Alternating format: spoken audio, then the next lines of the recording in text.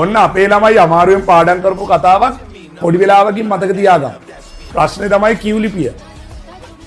කියු ලිපිය කියන්නේ මොකක්ද? කියු ලිපිය කියලා කියන්නේ මේක ලංකාවේ ලියපු ලිපියක් නෙමෙයි. මේක ලියලා තියෙන්නේ එංගලන්තේ. එංගලන්තේ ඉඳලා තමයි ලියන්නේ. හැබැයි ලියන්නේ විශේෂ මාලිගාවක ඉඳලා. ඒකට අපි කියනවා කියු මාලිගාව කියලා. මේ මාලිගාවේ ඉඳලා ලියන කෙනාගේ නම තමයි පස්සන විලියම් කුමාරයා. පස්සන විලියම් කුමාරයා කියලා කිව්වට මෙයා ස්ටඩ් හෝල්ඩර්වරයා. කොහෙද? ඕලන්දේ. ඕලන්දේ පාලකයා තමයි පස්සන විලියම් කියලා කියන්නේ. මේ ඕලන්දේ පාලකයා එංගලන්තේ කියු මාලිගාවේ ඉඳලා ලන්දේසි යටත් විජිත ඉංග්‍රීසීන්ට බාර දෙන්න කියලා ලියපු ලියුම්.